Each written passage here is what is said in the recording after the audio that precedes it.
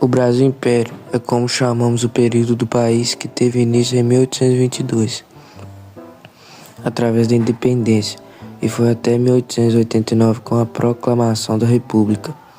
Estes 67 anos de história foram recheados de mudanças políticas e sociais. Podemos dividir este período em 3 fases: primeiro reinado, período regencial e segundo reinado.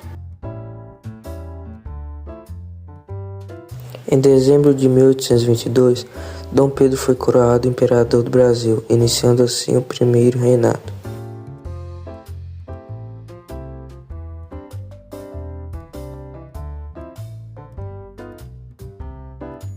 Mas a situação não foi aceita facilmente, e em alguns lugares do país houve revoltas e lutas armadas de pessoas que não reconheceram seu governo.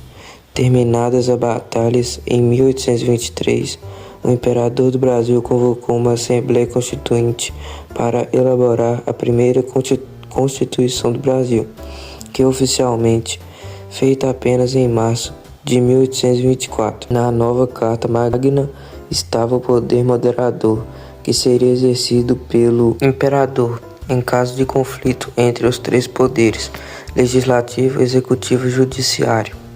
O período do primeiro reinado foi muito conturbador, com conflitos internos, como a Confederação do Equador em 1824 e uma guerra externa, a Guerra da Cisplatina, em 1825.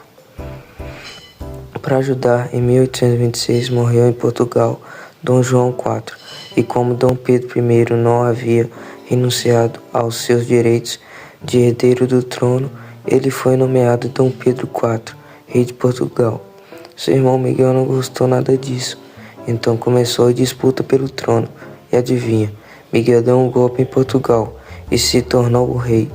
Por aqui as coisas não estavam muito bem para o Dom Pedro I. A violência nas ruas por causa de insatisfação com seu governo aumentou demais, e com a Constituição proibiu o imperador de ser ao mesmo tempo rei do Brasil e rei de Portugal.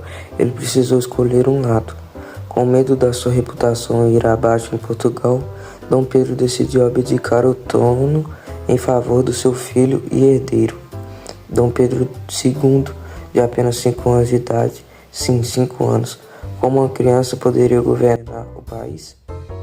Para solucionar isso, foi criada uma regência que governaria até a sua maioridade. E assim, entramos no segundo período do Brasil Império, o período regencial. O período teve 4 fases: regência trina provisória, regência trina permanente, regência una liberal e regência una conservadora.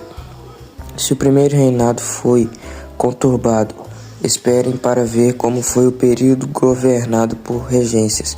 Afinal, esta foi uma época de grandes disputas de poder e instabilidade política. Houve vários conflitos em diversas regiões.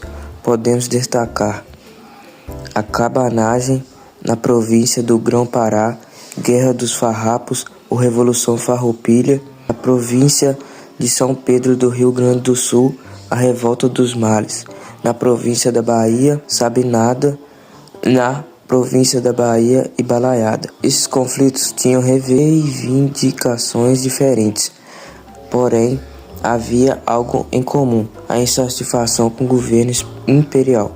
Então, para trazer a ordem e evitar a desintegração do território brasileiro, o Partido Liberal propôs a antecipação da maioridade de Dom Pedro II, mas a proposta não foi aprovada pela Câmara. Sendo assim, em 1840, políticos trataram o golpe da maioridade e declararam Dom Pedro II maior de idade aos 14 anos. Um ano depois, ele começa a governar o Brasil. Chegamos ao segundo reinado, 1840 a 1889, e trago boas notícias. Foi um período mais pacífico, só um pouco, e também um período com acontecimentos definidores da história do Brasil. Primeiro, o Brasil se consolida como nação. Em 1847, Dom Pedro II se implantou o parlamentarismo, que, diferente daquela prática na Inglaterra, era o imperador que escolheu o presidente do conselho, que funcionava como um primeiro-ministro. Por isso, ficou conhecido como parlamentarismo às avessas. No plano econômico, o café se tornou o produto mais exportado pelo Brasil, e com isso chegaram as primeiras ferrovias e barcos a vapor para o auxiliar no conserto das coisas. Porém, em meio à prosperidade cafeeira, o Brasil se encontrava num dilema: o trabalho escravo. Desde Dom João VI havia a promessa de acabar com a escravidão, mas a elite cafeeira não queria isso. Mesmo assim, havia na sociedade um movimento forte contra essa prática. Como os donos de fazenda perderiam investimentos libertando os escravizados, eles reivindicaram ao governo o pagamento de uma indenização por cada escravo liberto. Mas indenizar os fazendeiros estava fora de cogitação, por isso o governo promulgou leis que visaram abolir o trabalho escravo de forma gradual, sendo elas a Lei Eusébio de Queiroz, Lei do Ventre Livre, Lei dos Sexagenários e a famosa Lei Áurea. O segundo reinado também ficou marcado pelo conflito mais sangrento da história da América do Sul, a Guerra do Paraguai, 1864 a 1870, que aconteceu depois da invasão do ditador paraguaio Solano Lopes na província do Rio Grande do Sul, contando com a participação da Argentina e do Uruguai. Ao longo do seu governo, Dom Pedro II se contrapôs com a igreja, com os militares e com a elite rural. Tudo isso foi retirado o apoio das figuras importantes do país ao trono e criando questões que definiram o fim do segundo reinado. A questão militar foi quando os militares queriam mais reconhecimento e aumento de salário, e por isso alguns oficiais aderiram aos ideais republicanos. A questão religiosa que se deu porque o imperador não queria que a igreja aceitasse as ordens papais sem a sua aprovação, e a questão latifundiária porque os fazendeiros não suportavam as ideias abolicionistas e por isso romperam com o imperador. Sendo assim, no dia 15 de novembro de 1889, Marechal Deodoro da Fonseca dá o golpe militar, instituindo a República no Brasil.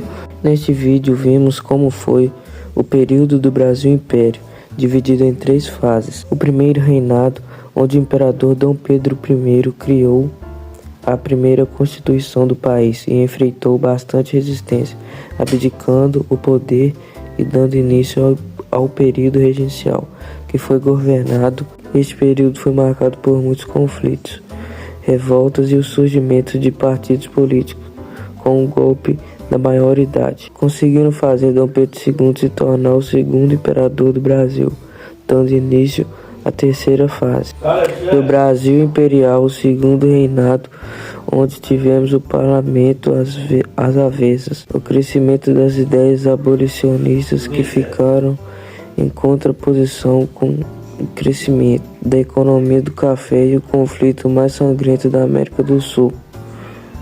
Esta mistura de acontecimentos de insatisfação da elite brasileira possibilitou a intervenção militar e o Brasil deixou de ser um império.